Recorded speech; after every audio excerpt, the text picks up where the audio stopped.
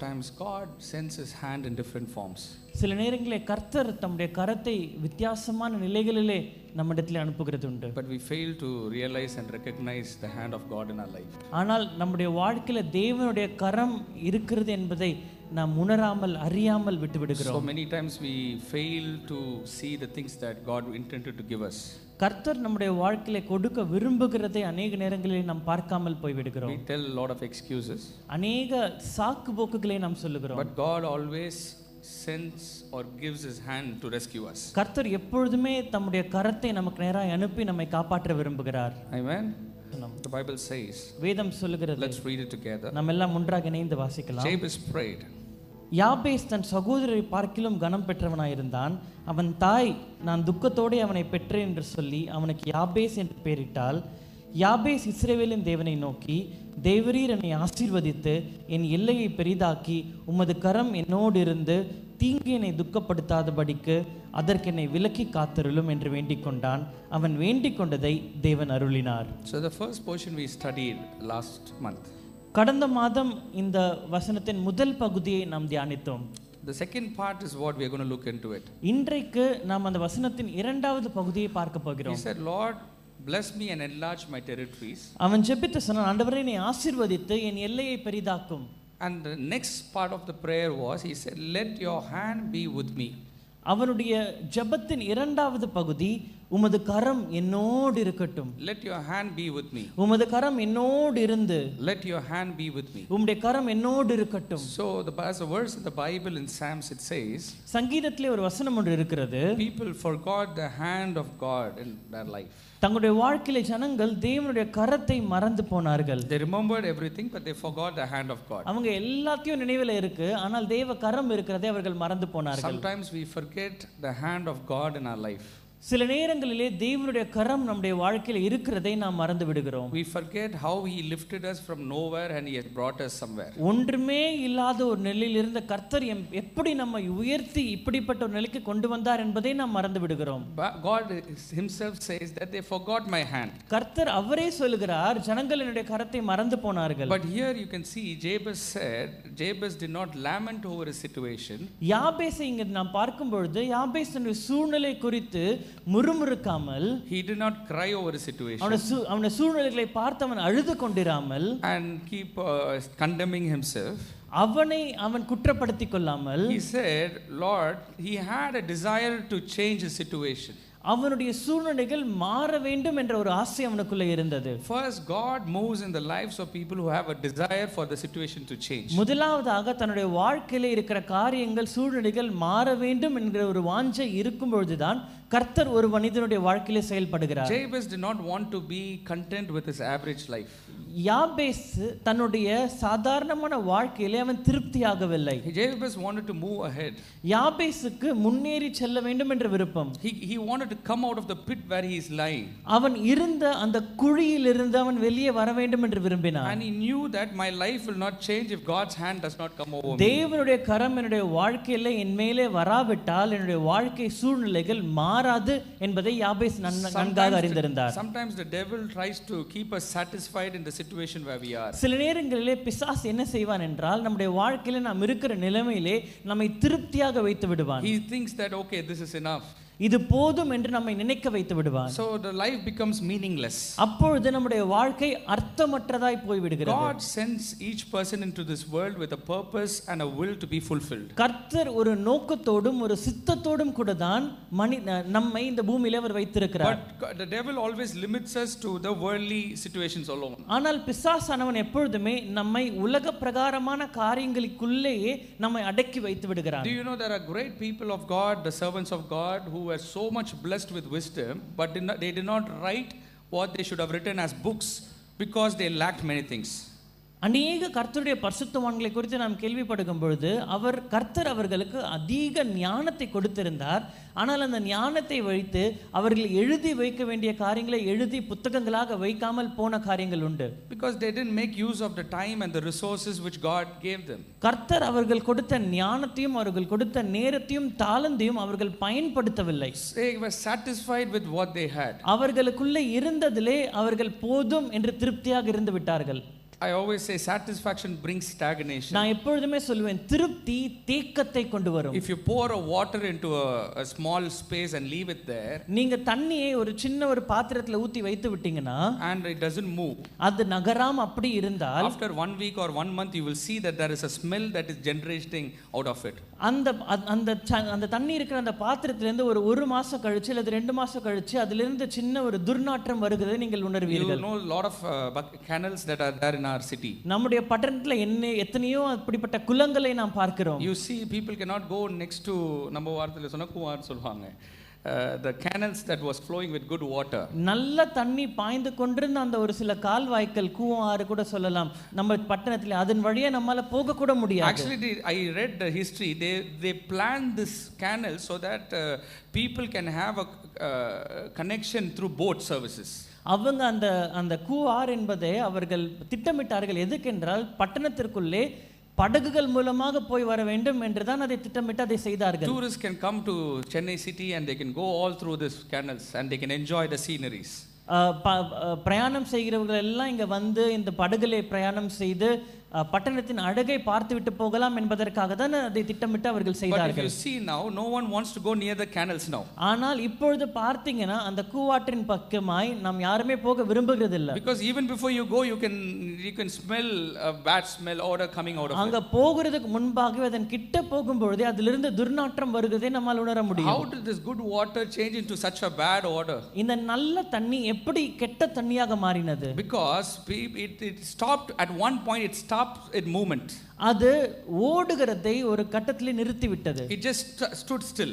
அது அப்படியே தேங்கி நிற்க ஆரம்பித்தது. It stood still wherever it was. அது எங்க இருக்கிறதோ அங்கேயே தேங்கி நிற்க ஆரம்பித்தது. And when it started to stand still, அது அப்படியே தேங்கி நிற்க ஆரம்பித்த when people started dropping unwanted things, அதற்கு பிறகு ஜனங்கள் தேவையில்லாத குப்பைகளை அதிலே போட ஆரம்பித்தார்கள். It started smelling. அதிலே துர்நாற்றம் வர ஆரம்பித்தது. It is applicable to our lives too. அது நம்முடைய வாழ்க்கைக்கும் பொருந்தினதா இருக்கும். So Jabez wanted to change his life, so he said, Lord, expand my boundaries and may your hand be over me. யாபேசுக்கு தன்னுடைய வாழ்க்கையின் சூழ்நிலை மாற வேண்டும். ஆகவே தான் அவன் ஜெபித்து சொன்னான், ஆண்டவரே என்னை ஆசீர்வதித்து என் எல்லைகளை பெரிதாக்கும் என்று. And when God's hand comes over us, he can rescue us. Not only he can rescue us, he stays with us. தேவனுடைய கரம் நம்முடைய வாழ்க்கையில வரும்பொழுது அந்த கரம் நம்மை காப்பாற்ற முடியும். காப்பாற்றுகிறது மாத்திரமல்ல, அந்த கரம் நம்மளோடு இருந்து நம்மை ஆசீர்வதிக்க முடியும். It is only through your faith that you can allow God's hand to come over your life. உங்களுடைய விசுவாசத்தினால மாத்திரமே தேவ கரம் உங்களுடைய வாழ்க்கையில வருகிறதை நீங்கள் அனுமதிக்க முடியும். God's hand makes you stand out of everyone. தேவ கரம் உங்களுடைய வாழ்க்கையில் இருக்கும்போது நீங்கள் வித்தியாசப்பட்டவர்களாய் விசேஷமானவர்களாய் மற்றவர்களிலும் நீங்கள் தென்படுவீர்கள். The hand of the Lord keeps you safe in the fiery furnace and it helps you defeat the giants and close the mouths of the hungry lions. நீங்கள் தேவனுடைய கரம் உங்களுடைய வாழ்க்கையில் இருக்கும் பொழுது நீங்கள் குழியில இருந்தாலும் பசியுள்ள சிங்க கபியில இருந்தாலும் எங்க இருந்தாலும் அந்த கரம் உங்களை பாதுகாத்து உங்களை நடத்தும். The hand of the Lord should come over you. தேவனுடைய கரம் உங்களுடைய வாழ்க்கையின் மேலே வர வேண்டும். How many of you say that the hand of the Lord should come over my life in this day? எத்தனை பேர் சொல்றீங்க தேவ கரம் இன்றைக்கு என்னுடைய வாழ்க்கையில வர வேண்டும் என்று? ஆமென். நல்ல கைகளை உயர்த்தி சொல்லுவோமா? ஆமென். When the hand of the Lord comes over our head, தேவ கரம் நம்முடைய தலையின் மேலே வந்து இறங்கும் பொழுது, there's a verse that the Bible says, anoint me with your oil. வேதத்திலே ஒரு வசனம் சொல்கிறது, உம்முடைய அபிஷேகத்தினாலே என்னை, உம்முடைய அபிஷேக எண்ணெயினாலே என்னை அபிஷேகியும். Anoint me with your hands so that my head is anointed with oil. உம்முடைய கரத்தினாலே என்னை அபிஷேகம், நான் என்னுடைய வாழ்க்கை அபிஷேகத்தால் நிரம்பட்டும். When God's hand comes over your head, you are filled with wisdom. தேவ கரம் உங்களுடைய வாழ்க்கையில வரும்பொழுது உங்களுடைய வாழ்க்கை ஞானத்தினாலே நிரம்பி இருக்கிறது. When God's hand comes over your hands, you are filled with protection. தேவ கரம் உங்களுடைய வாழ்க்கையில வரும்பொழுது உங்களுடைய வாழ்க்கை பாதுகாப்பாக மாறுகிறது. Protection, you become protective. நீங்க பிரயோஜனம் உள்ளவர்களாய் மாறுகிறீர்கள். நீங்கள் பலன் கொடுக்கிறவர்களாய் மாறுவீர்கள். And when the Lord's hand comes over your life, you will have the directions from the Lord. தேவனுடைய கரம் உங்களுடைய வாழ்க்கையில வரும்பொழுது தேவனுடைய வழிநடத்துதல் உங்களுடைய வாழ்க்கையில காணப்படும். No one can live their life by their own efforts. தன்னுடைய சொந்த முயற்சிகளினாலே ஒருவனால் தன்னுடைய வாழ்க்கையை உயர்த்த முடியாது. Again I repeat, no one can live their life by their own efforts alone. மறுபடியுமாக சொல்லுங்க, தன்னுடைய சொந்த முயற்சிகளினால் மாத்திரமே ஒரு மனிதன் தன்னுடைய வாழ்க்கை தரத்தை உயர்த்த முடியாது. If you try to jump, நீங்க your own. உங்க சொந்த பலத்துல நீங்கள் குதித்தீர்களானால் You should be assured of one thing, you will come down quickly as you jumped. நீங்க ஒரு விஷயத்தை புரிந்து கொள்ளணும், எவ்வளவு சீக்கிரமா குதிக்கிறீங்களோ அவ்வளவு சீக்கிரமா கீழே திரும்ப வருவீங்க. How quickly you go up, so quickly you will come down. எவ்வளவு சீக்கிரமா மேல போறீங்களோ அவ்வளவு சீக்கிரமா கீழே வருவீங்க. Because you have done this through your effort, you will come down automatically. ஏனென்றால் உங்களுடைய சொந்த பலத்தினால இதை செய்தீங்க, அதனால சீக்கிரமா திரும்ப கீழே There are a வருவீங்க. lot of practical things that you can see in your life to understand the concept of God's hand in your life. தேவனுடைய கரம் உங்களுடைய வாழ்க்கையில இருப்பதை உணர்ந்து கொள்ள எத்தனையோ விதமான செயல்முறையின் காரியங்களை உங்களுடைய வாழ்க்கையில உங்களால் பார்க்க முடியும். If there is a heavy furniture you try to push and you are not able to push, உங்களுடைய வீட்டிலே ஒரு பெரிய ஒரு கனமான ஒரு டேபிள் ஏதாவது இருக்குமானால் and you are not able to push அது it உங்களை தள்ள முடியவில்லை, when you have another hand to help you to push it, it will be easier. அதை தள்ளுவதற்கு உதவி செய்ய இன்னொரு கரம் இருந்தால் உங்களால் சேர்ந்து அதை தள்ளி உங்களால் நகர்த்த முடியும். This is how you move forward in your life. Don't try to push with your own hands, you will be wasting your time and energy. இப்படித்தான் உங்களுடைய வாழ்க்கையிலும் கூட நீங்கள் உங்க சொந்த பலத்தினாலே சொந்த முயற்சினாலே நீங்கள் முன்னேற முயற்சிப்பீங்களானால் உங்க சொந்த கரங்களால மாத்திரம் தள்ள முயன்றால் அது நடக்காது. Our own efforts along with God's hand will bring the results. நம்முடைய முயற்சிகள் தேவனுடைய கரத்தோடு கூட இணைந்து இருக்கும் பொழுது அது அப்பொழுது பலனை கொடுக்கும். Today morning I believe after this sermon definitely Lord's hand is going to come upon each and every person seated here. இந்த காலை வேளையிலே நான் விசுவாசிக்கிறேன், இந்த பிரசங்கத்திற்கு பிறகு தேவனுடைய கரம் இந்த ஆலயத்துக்குள்ளே உட்கார்ந்து கொண்டிருக்க உங்கள் ஒவ்வொருவர் மேலும் வரப்போகிறது. நல்ல கைகளை உயர்த்தி ஆமென் சொல்லுவோமா? ஆமென். If you compare to the signs and wonders of this world, இந்த உலகத்தின் அற்புத அடையாளங்களோடு கூட நீங்கள் ஒப்பிட்டு பார்த்தால் it is the Lord's hand which created everything.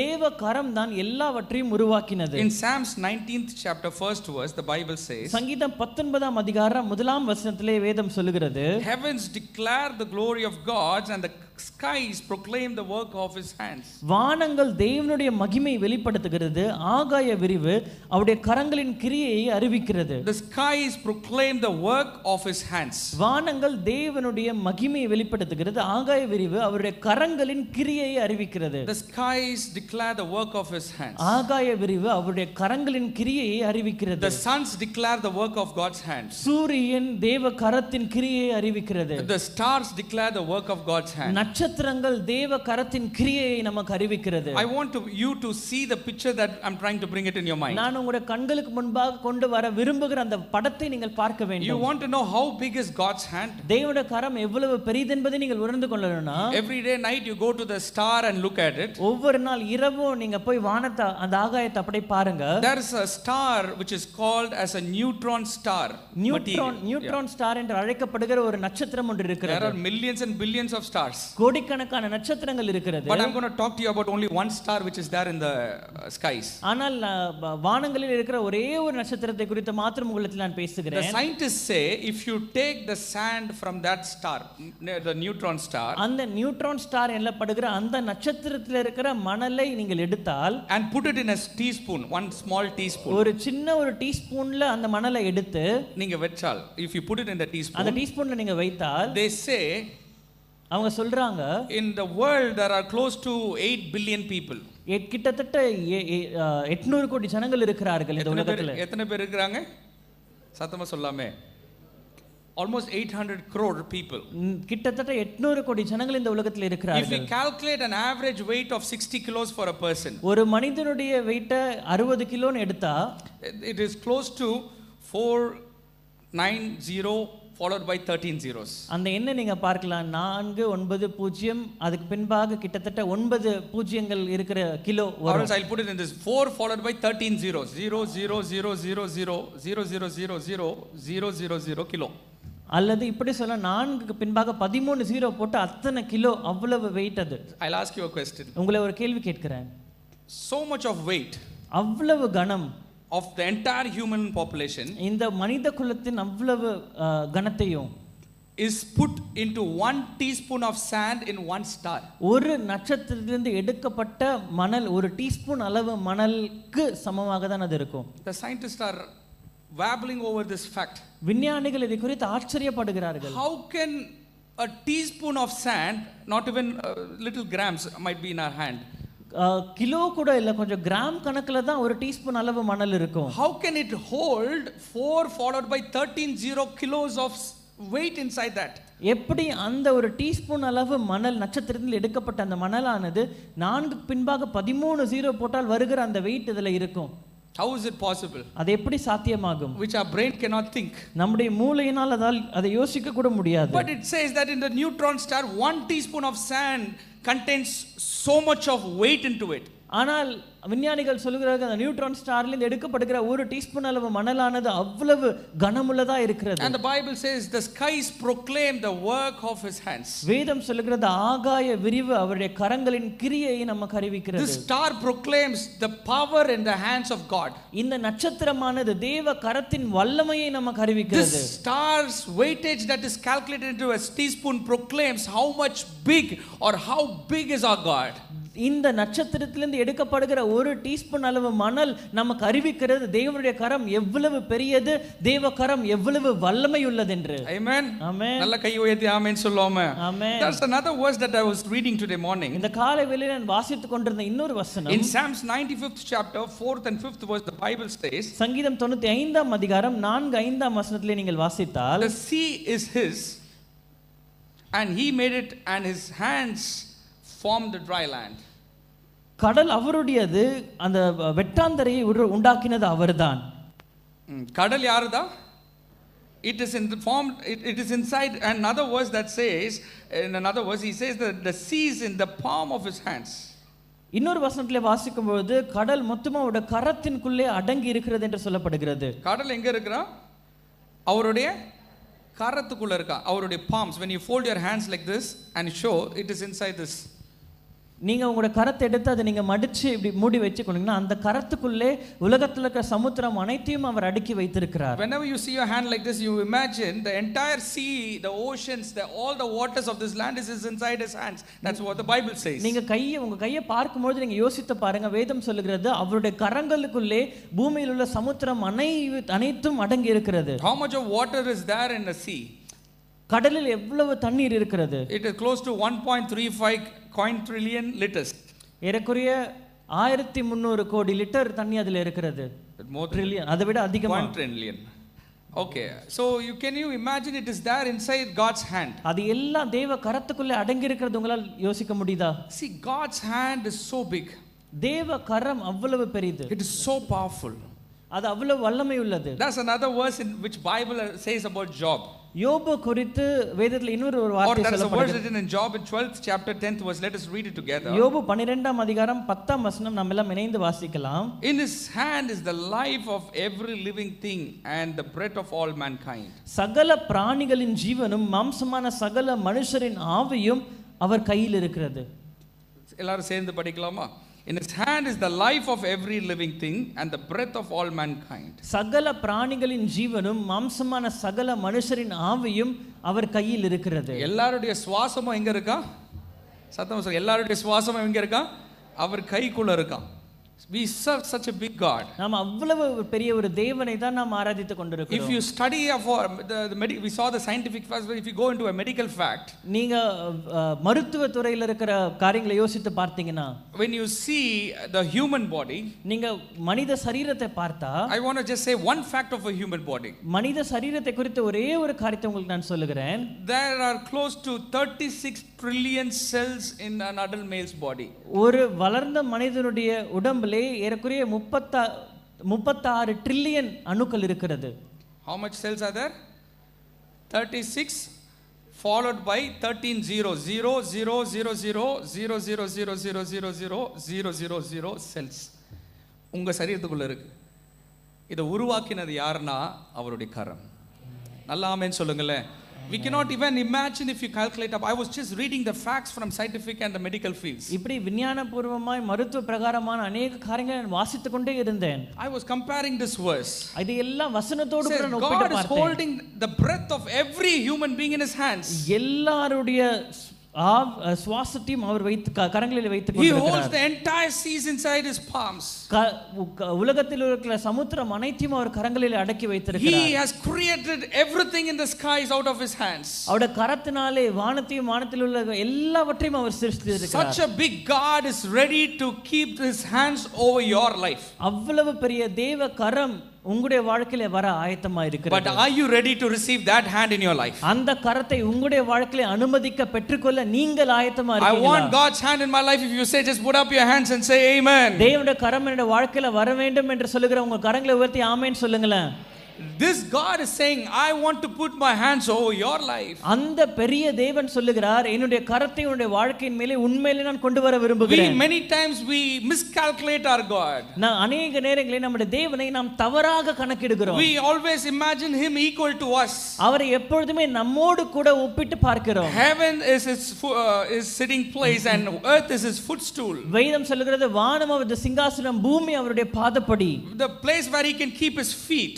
அவர் கால் வைக்கிற இடம். He's such a big God. அவ்வளவு பெரிய தேவன். He's such a great God. அவ்வளவு பெரிய தேவன். He's such a marvelous God. அவ்வளவு He's மகத்துவமுள்ள such a தேவன். powerful God. அவ்வளவு வல்லமை He's உள்ள such தேவன். a great God of wonder, signs and wonders. அற்புதங்களும் அடையாளங்களும் நிறைந்த வல்லமையான தேவன். And that God says, I am with you and I have kept my hand over you. அந்த தேவன் சொல்லுகிறார், நான் உன்னோடு கூட இருக்கிறேன், என்னுடைய கரம் உன்மேல் இருக்கிறது. Jabez is looking at that God and saying, Lord, may your hand come over my life. யாபேஸ் அப்படிப்பட்ட தேவனை பார்த்து சொல்லுகிறார், தேவனே உம்முடைய கரம் என் வாழ்க்கையின் மேலே வருவதாக. And the Bible says God heard his prayer and granted his request. அப்பொழுது வேதம் சொல்லுகிறது, கர்த்தர் அவன் ஜெபத்தை கேட்டு அவன் வேண்டிக் கொண்டதை தேவன் அவனுக்கு அருளினார். Just imagine the great hand which was holding the seas and the stars and human lives of this world is coming over one person in this world. வானங்களையும் நட்சத்திரங்களையும் கடலையும் மனிதனுடைய ஆவிகளையும் தன்னுடைய கரத்திலே அடக்கி கொண்டிருக்கிற அந்த கரம் யாபேசுடைய வாழ்க்கையிலே வந்ததை கொஞ்சம் யோசித்து பாருங்க. It is not, and sometimes we think in our humanly terms.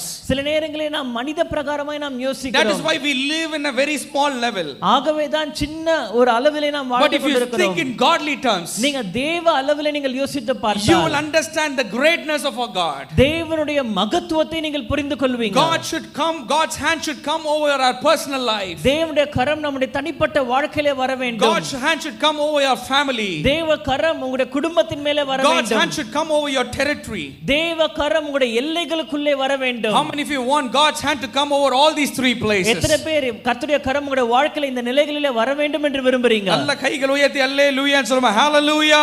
Hallelujah. There are three situations in the Bible where God has revealed his hands.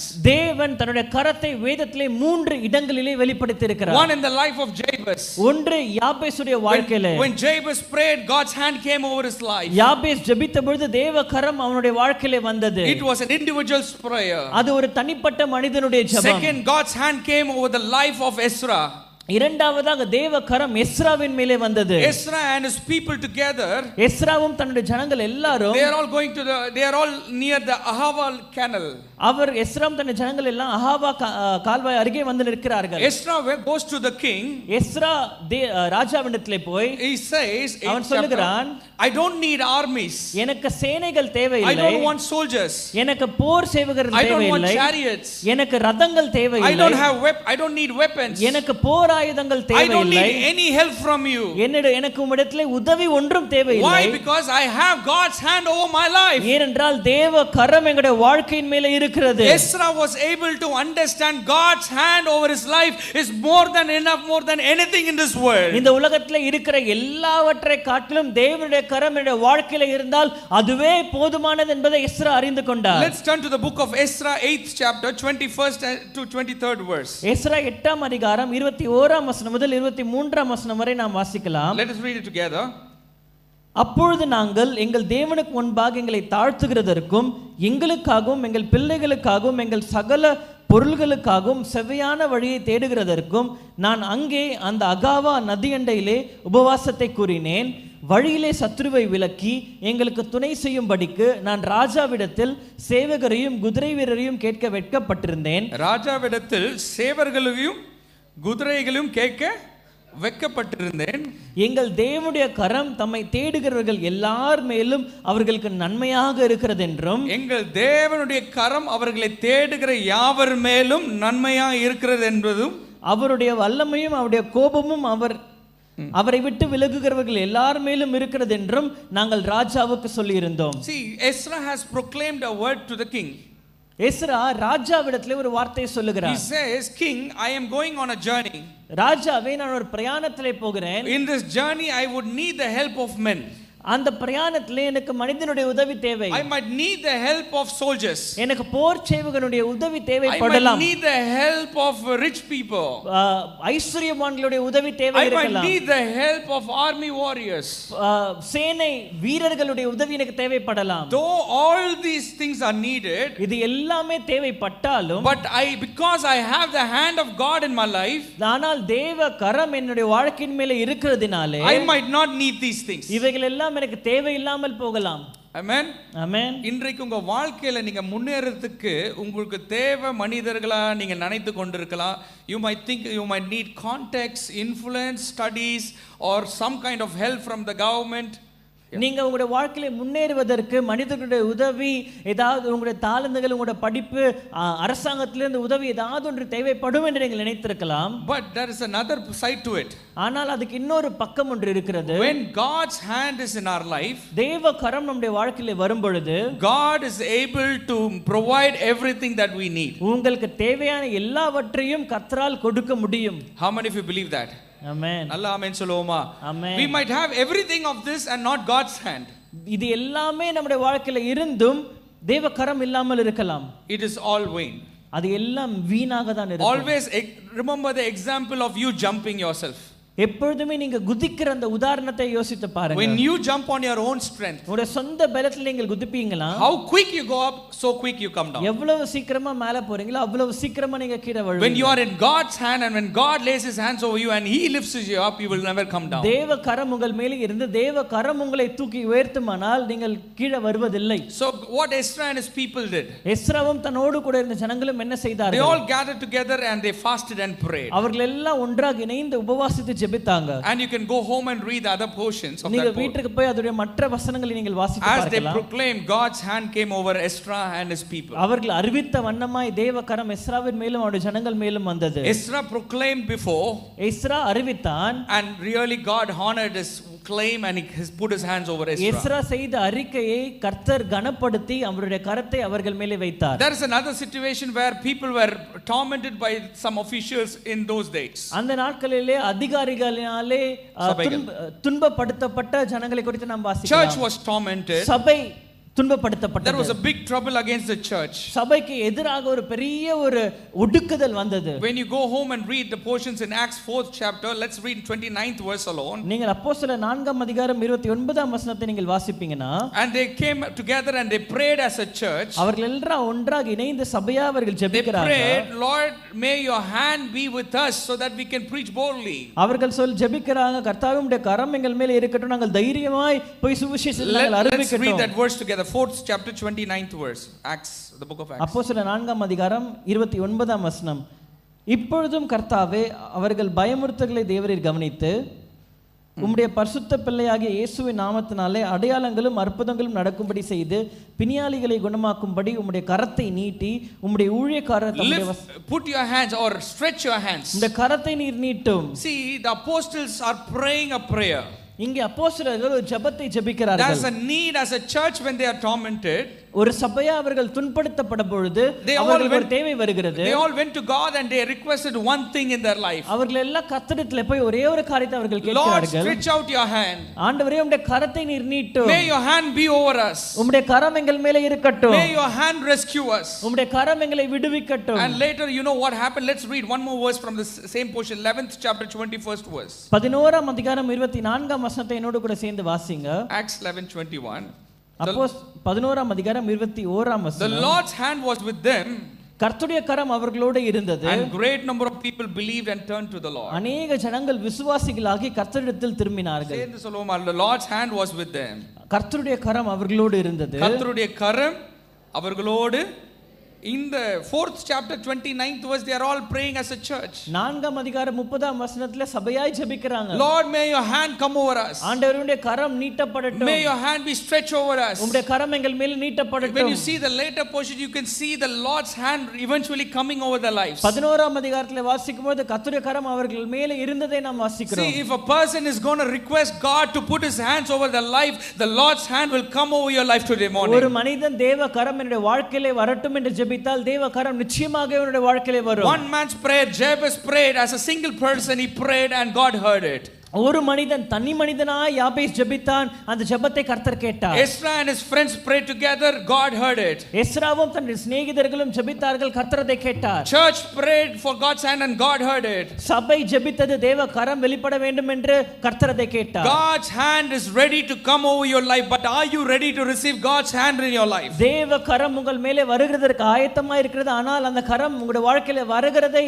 நீங்கள் அனுமதிக்க பெற்றுக்கொள்ள ஆயத்தமா எத்தனை இருக்கிறீர்களா? பேருக்கு ஆண்டவருடைய கரம் இந்த காலையில் என் மேல் வர வேண்டும் என்று சொல்லுகிறீங்க?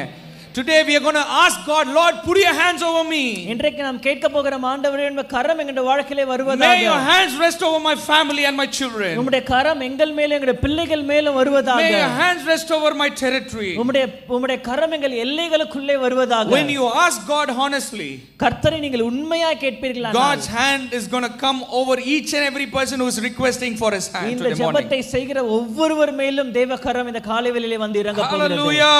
Hallelujah. What happens when God's hand comes over a person? தேவனுடைய கரம் வரும்போது என்ன நடக்கிறது? The first thing that happens in his life, அவருடைய வாழ்க்கையில் நடக்கிற முதலாவது காரியம், God's hand rescues and delivers a person. தேவனுடைய கரம் ஒரு மனிதனை விடுவித்து அவனை காப்பாற்றுகிறது. If today morning you all have said, Lord, may your hand come over my life. இந்த காலை வேளையிலே நீங்கள் எல்லாரும் ஜெபித்திருக்கிறீங்க, ஆண்டவரே உம்முடைய கரம் என்னுடைய வாழ்க்கையிலே வரட்டும் என்று. But if you are asking for God's hand, ஆனால் தேவ கரத்திற்காக நீங்கள் ஜெபித்தீர்களானால், the first thing that happens when God's hand comes over a person's life, ஒரு மனிதனுடைய வாழ்க்கையிலே தேவனுடைய கரம் வரும்போது நடக்கிற முதலாவது காரியம், he rescues and delivers. கர்த்தர் அவனை விடுவித்து அவனை காப்பாற்றுகிறார். He rescues and delivers. கர்த்தர் அவனை விடுவித்து அவனை There காப்பாற்றுகிறார். are things in our life where you cannot rescue yourself. சில நேரங்களில் நம்முடைய வாழ்க்கையிலே சில இடங்களிலே நம்மால் காப்பாற்ற அல்லது விடுவிக்க There முடியாது. are things in our life which cannot deliver us.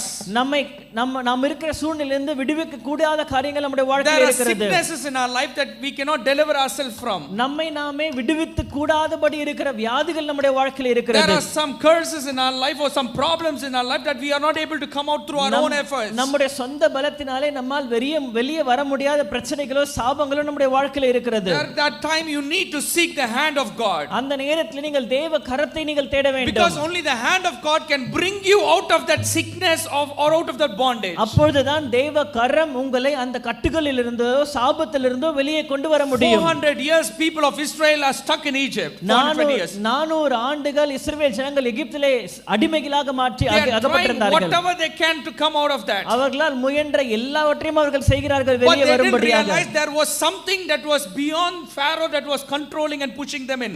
ஆனால் பார்வோனுக்கும் மேலாக ஏதோ ஒன்று அவர்களை அங்கேயே வைத்து கட்டுப்படுத்திக் கொண்டிருந்தது. That is why God had to bring that curses over that city and the country. ஆகவே தான் அந்த தேசத்தின் மேலே கர்த்தர் இந்த சாபத்தை கொண்டு வந்தார். God had to destroy every evil forces that was controlling Israel people for more than 400 years. ஏறக்குறைய 400 ஆண்டுகளுக்கும் மேலாக இஸ்ரவேல் ஜனங்களை எகிப்திலே ஆட்டி படைத்துக் கொண்டிருந்த அந்த அந்தகார வல்லமைகளை கர்த்தர் அழிக்க விரும்பினார். That is why he sent Moses and said, I am going to rescue them out of the hands of Pharaoh. ஆகவே தான் கர்த்தர் மோசே அனுப்பி பார்வோனின் கரத்திலிருந்து இஸ்ரவேல் ஜனங்களை விடுவிப்பேன் என்று சொன்னார். He said it is not so easy that they will come out on their own. அவர்கள் தங்களுடைய பலத்தினாலே சொந்த பலத்தினாலே அவ்வளவு சுலபமாய் வெளியே வர முடியாது. And God says, அப்பொழுது கர்த்தர் சொல்கிறார், I will bring some curses over the land to bring them out. அவர்களை வெளியே கொண்டு வர அந்த தேசத்தின் மேலே சில சாபங்களை நான் கொண்டு வருவேன். There are something that controls each and every person that holds them back to their life. தன்னுடைய வாழ்க்கையிலே தங்களை பின்னாக இழுத்து கொண்டிருக்கிற ஏதோ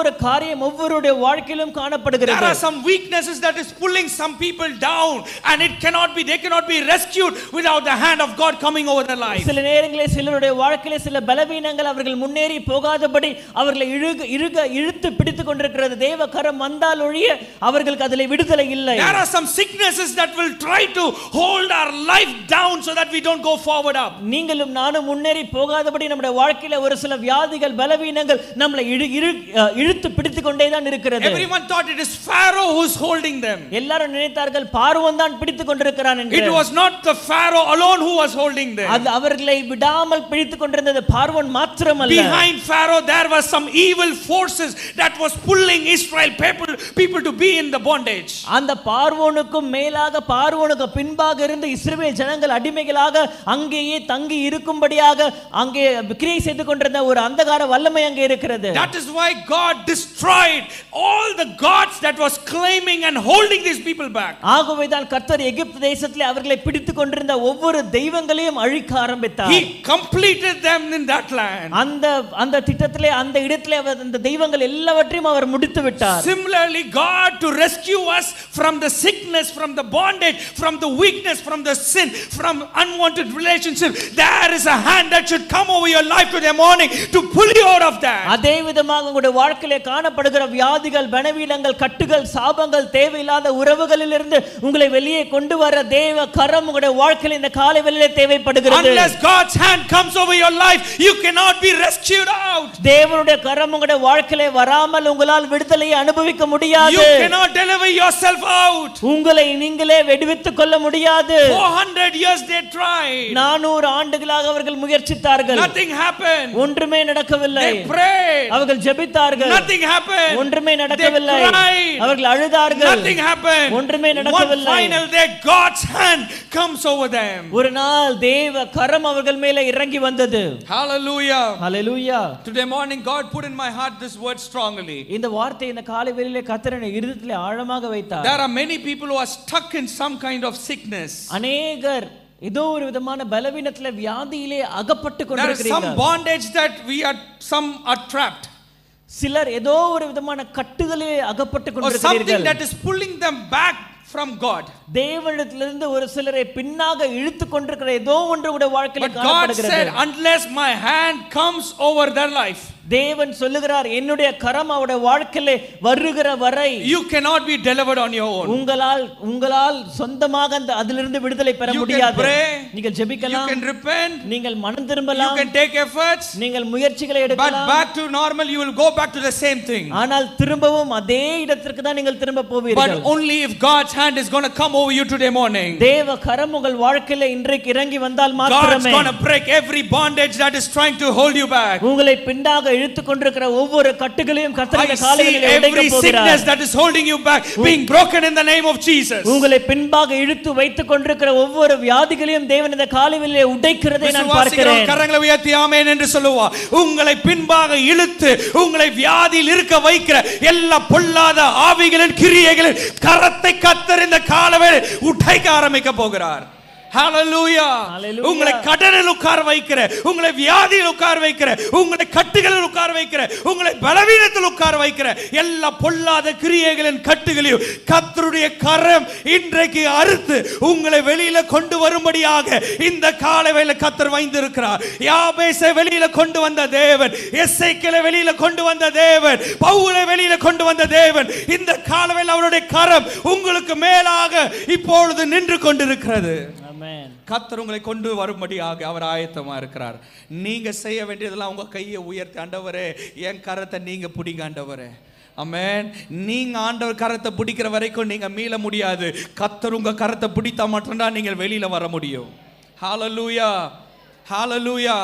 Many people we try to hold our hands of God through our efforts. நம் அநேகர் நம்முடைய பலத்தினால் தேவ கரத்தை பிடித்துக் கொள்ளலாம் என்று முயற்சிக்கிறாங்க. We try to do things through our strength and think that we are holding God's hand. நம்முடைய சொந்த பலத்தினாலே முயற்சிகளினாலே காரியங்களை செய்து நாம் தேவ கரத்தை பிடித்துக் கொண்டிருக்கிறோம் என்று நினைக்கிறாங்க. When we hold our hands at one point, when things come against us, out of fear we might take the hand out of him. நாம் தேவனுடைய கரத்தை பிடித்துக் கொண்டிருந்தால் ஒரு சில காரியங்கள் நம்முடைய வாழ்க்கையிலே வரும்போது பயத்திலே அந்த கரத்தை விட்டு விடுவோம். But if God is going to hold our hands, he is never going to leave us down. ஆனால் தேவன் நம்முடைய கரத்தை பிடிப்பாரானால் அவர் ஒருபோதும் நம்முடைய கரத்தை விடுவதில்லை. Hallelujah. Hallelujah. He rescues and delivers the people of the bondage. அவர் ஜனங்களை விடுவிக்கிறார் அவருடைய கட்டுகளில் இருந்து. When you go home and read, it says in 13th chapter 14th verse of Exodus, he says he led them out through his strong hand. யாத்திராகமம் 13ஆம் அதிகாரத்தில் நீங்கள் வீட்டுக்கு போய் வாசித்து பாருங்கள். ஓங்கிய புயத்தினாலும் பலத்த கரத்தினாலும் இஸ்ரவேல் ஜனங்களை அவர் வெளியே கொண்டு வந்தார். Through his strong hand. அவருடைய பலத்த கரத்தினாலே. வசனம் சொல்லுகிறது அவர் பலத்த கரத்தினால் அவர்களை வெளியில கொண்டு வந்தாராம். அவருடைய பலத்த கரம் உங்க வாழ்க்கையில வராம உங்க வாழ்க்கையில ஒரு இன்ச் கூட உங்களால நவர முடியாது. ஆமென். அவருடைய பலத்த கரம் உங்க குடும்பத்தின் மேல் வராம, உங்க பிள்ளைகள் மேல வராம, நம்ம என்னதான் உங்களுக்கு எதை கொடுத்தாலும் அவர்களால ஒரு அடி அவர்களால தாண்ட முடியாது. ஏனென்றால் ஆண்டவருடைய பலத்த கரம் நம்மளுடைய குடும்பத்தை பிடிக்க வேண்டும். ஆண்டவருடைய பலத்த கரம் உங்களுடைய தனிப்பட்ட வாழ்க்கையை பிடிக்க வேண்டும். ஆண்டவருடைய பலத்த கரம் உங்களுடைய பகுதிக்கு மேலாக, உங்கள் வீட்டுக்கு மேலாக, உங்களை சுற்றி இருக்கிற அந்த சூழ்நிலைக்கு உள்ளாக ஆண்டவருடைய கரம் வரணும். Hallelujah.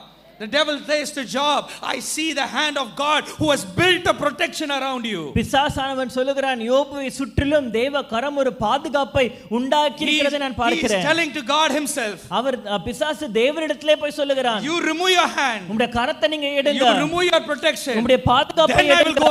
அப்பொழுது நான் அவனை பார்த்துக் கொள்கிறேன். ஆண்டவருடைய கரம் ஒரு மனிதனுக்கு பாதுகாப்பா நின்று விட்டால், ஆண்டவருடைய கரம் ஒரு மனிதனை ப்ரொடெக்ட் பண்ண நின்று விட்டால், அந்த மனிதனை தொடுவதற்கு இந்த உலகத்தில் எந்த அதிகாரமும் இல்ல.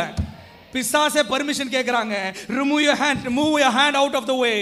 பிசாசு போய் தேவனிடத்திலே அனுமதி கேட்கிறான், அவனுடைய கரத்தை எடுங்க. I cannot touch his body. அவனுடைய சரீரத்தை என்னால் தொட முடியாது. I cannot touch what he has. அவனிடத்திலே இருக்கிறதை என்னால் தொட முடியாது. I cannot touch his life. அவனுடைய வாழ்க்கையினால் தொட முடியாது. I cannot touch his children. அவனுடைய பிள்ளைகளினால் தொட முடியாது. I cannot touch the work of his hand. அவனுடைய கரத்தின் கிரியைகளினால் தொட முடியாது. Because there is a mighty hand that is standing with him. அவனோடு கூட அவனை பாதுகாத்து இருக்கிற ஒரு வல்லமையான ஒரு கரம் இருக்கிறது. There was a hand that stood with David. தாவீதோடு கூட நின்ற ஒரு கரம் உண்டு. That is why when he went against Goliath, அப்பொழுது அது ஆகவேதான் கோலியாத்துக்கு எதிராக தாவீது போன பொழுது Goliath shot little David. Goliath சிறிய தாவீதை தான் பார்த்தான். But he did not see the hand that was on the shoulder of David. ஆனால் தாவீதுடைய தோள்களின் மேலே இருந்த அந்த தேவனுடைய வல்லமையான கரத்தை கோலியாத் பார்க்கவில்லை. He only saw David. அவன் தாவீதை மாத்திரம் பார்த்தான். No, I can defeat this little boy. ஒரு சாதாரணமான சிறு பையனை தான் கோலியாத் பார்த்து நினைத்தான். But he failed to see the hand that was on his shoulder. தாவீதின் தோள்களின் மேலே இருந்த தேவனுடைய கரத்தை கோலியாத் பார்க்கவில்லை. That is why when he just threw the sling,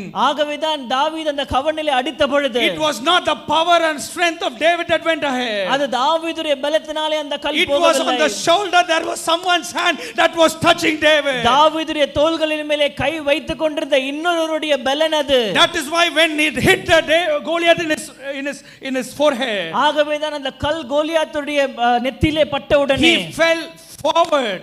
அவன் முன்பாக கீழே விழுந்தான். ஆமென் ஆமென். தாவீது அடிச்ச கல்லுல தாவீது கொண்ட பலத்துல அவன் செஞ்சிருந்தால் கோலியாத் பின்னாடி விழுந்திருக்கணும். ஆமென். ஒரு உலக மனுஷனுடைய பலன்ல நீங்க போய் ஒரு மனுஷனை பிடிச்சி தள்ளி விட்டீங்கன்னா எந்த டைரக்ஷன்ல விழுவான்? பின்னாடி தான் விழணும். ஏன்னா அவன் பலத்தை கொண்டு அவன் செஞ்ச காரியம். ஆனால் தாவீதோட கரம் அது, தாவீதோட கல் அது. ஆனா அந்த பலன் தாவீதோடைய பலன் அல்ல, அது தேவனுடைய கரத்தினால் வந்த பலன். அதனால்தான் வசனம் சொல்கிறது கோலியாத் முககுப்புற விழுந்தானா. எப்படி விழுந்தான்? முககுப்புற விழுந்தான். He just fell forward. அவன் முககுப்புற விழுந்தான். If it was humanly strength, he would have fell backward. அது மனித பலத்தினால் செய்யப்பட்டிருந்தால் அவன் பின்பாக விழுந்திருக்க வேண்டும். Because it was God's strength, he fell forward. அவன் தேவனுடைய பலத்தினாலே அவன் முன்பாக முககுப்புற கீழே விழுந்தான். Amen. God is the one who rescues and delivers. கர்த்தர் தான் நம்மை விடுவித்து நம்மை காப்பாற்றுகிறவர். Second, God is the one who gives strength. இரண்டாவதாக கர்த்தர் தான் நமக்கு பலத்தை கொடுக்கிறவர். The Bible says Lord's hand gave strength. வேதம் சொல்லுகிறது தேவ கரம் தன்னுடைய ஜனங்களுக்கு பலனை கொடுத்தது. If you see one example of this, நீங்க இதனுடைய ஒரு உதாரணத்தை பார்ப்பீர்களானால் in 1 Kings 18th chapter, 1 ராஜாக்கள் 18ஆம் அதிகாரம் 46th verse, 46ஆம் வசனம், the Bible says, வேதம் சொல்லுகிறது, the hand of the Lord was over Elijah. கர்த்தருடைய கை எலியாவின் மேல் இருந்ததினால் அவன் தன் அறையை கட்டிக்கொண்டு இஸ்ரவேலுக்கு வருமட்டாக ஆகாபுக்கு முன்பு ஓடினான். ஆகாபுக்கு Ahab was going in a chariot. Ahab ஒரு ரதத்திலே போய் கொண்டிருந்தான். Chariot travels close to 40 to 50 kilometers speed at least. ஒரு ரதம் ஒரு குதிரை கிட்டத்தட்ட 40-50 km/h வேகத்திலே போகிறது. நீங்க வாகனத்துல போகும்போது 50 km ஸ்பீட்ல நீங்க வண்டியை வச்சு பாருங்க எவ்வளவு speedo போகும்ன்று. It goes in at least 50 km speed. கிட்டத்தட்ட 50 கிலோமீட்டர் ஒரு மணிக்கு அந்த வேகத்திலே ஓடுகிறது. It should go more than that, not less than that. அதை விட அதிகமா தான் ஓடும். But the Bible says, ஆனால் வேதம் சொல்லுகிறது, Elijah ran ahead of the chariots. எலியா அந்த ரதங்களுக்கு முன்பாக ஓடினான். How can a man run more than 50 to 60 km speed? எப்படி ஒரு மனிதனால 50-60 km/h வேகத்தை விட வேகமா ஓட முடியும்? The greatest person who is running in today's world, today's technology, இன்றைய காலகட்டத்திலே இன்றைய விஞ்ஞான காலத்திலே வேகமாய் ஓடக்கூடிய ஒரு மனிதன், he can run only 35 to 40 km speed. Usain Bolt, they say he can run to that speed.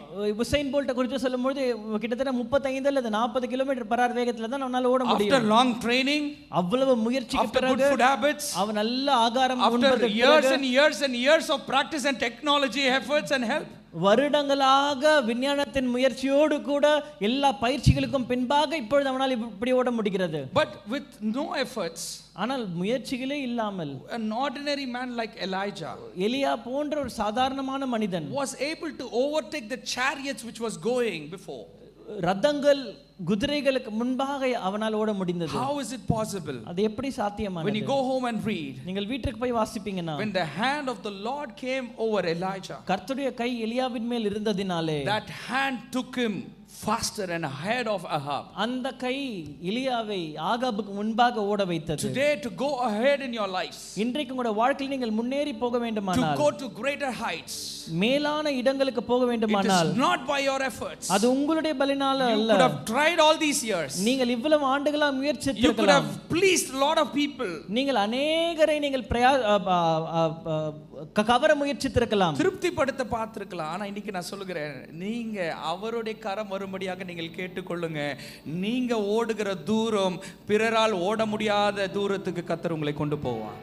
You will go ahead of everyone. நீங்க மற்ற எல்லாரை காட்டிலும் முன்பாக வேகமாக ஓடுவீர்கள். It is not by a profession your heights are determined. உங்களுடைய வேலை நிமித்தமாக உங்களுடைய ஸ்தானங்கள் முடிவெடுக்கப்படுகிறது இல்ல. It is not by your education your level is determined. உங்களுடைய படிப்பை பொறுத்து உங்களுடைய ஸ்தானங்கள் முடிவெடுக்கப்படுகிறது இல்லை. It is determined by the hand of God in your life. அது தேவ கரம் உங்களுடைய வாழ்க்கையில் இருப்பதினாலே தீர்மானிக்கப்படுகிறது. The Lord brings strength. தேவ கரம் உங்களுக்கு பலனை கொண்டு வரும். And the hand of the Lord brings provisions. தேவ கரம் உங்களுக்கு காரியங்களை கொடுக்கும். In when that verse we'll see 2 Kings 3rd chapter 15 to 17th verse. 2 ராஜாக்கள் 3ஆம் அதிகாரம் 15 இலிருந்து 17ஆம் வசனம் வரை நீங்கள் வாசிப்பீங்க. You shall not see wind. நீங்கள் மழையையும் காண மாட்டீங்க. You shall not see rain. நீங்கள் மழையையும் காண மாட்டீங்க. But the valley shall be filled with water. ஆனால் பள்ளங்கள் எல்லாம் நிரப்பப்பட்டிருக்கும். How is the valley filled? எப்படி அந்த பள்ளங்கள் எல்லாம் நிரப்பப்பட்டிருக்கும்? Not by wind. மழையினாலும் அல்ல, not by contacts, காற்றினாலும் அல்ல, not by efforts, நம்முடைய முயற்சிகளினால் அல்ல, not by your pleasing of people, நீங்க மற்றவங்களை திருப்திப்படுத்துகிறனால அல்ல. You shall not see the rain. நீங்க மழையை காண மாட்டீங்க. The situation might not be favorable to you. சூழ்நிலை உங்களுக்கு அனுகூலமா இல்லாமல் இருக்கலாம். Your education might not be favorable to you. உங்களுடைய படிப்பு அதுக்கு அனுகூலமா இல்லாமல் இருக்கலாம். But the valley shall be filled. ஆனால் பள்ளங்கள் எல்லாம் நிரப்பப்பட்டிருக்கும். How? எப்படி? When you go home and read the previous verses, நீங்க வீட்டுக்கு போய் அதற்கு முன்பாக இருக்கிற வசனங்களை வாசித்து பாருங்க. It says the hand of the Lord when it came upon Elisha, அங்கே தேவ கரம் எலியாவின் மேலே வந்த பொழுது, he said, அவன் சொன்னான், you shall not see the rain or wind. நீங்க மழையையும் காண மாட்டீங்க, காற்றையும் காண மாட்டீங்க. Today I tell you, why are your valleys not full? ஏன் உங்களுடைய பள்ளங்கள் நிரம்பவில்லை? Why is our lives not full?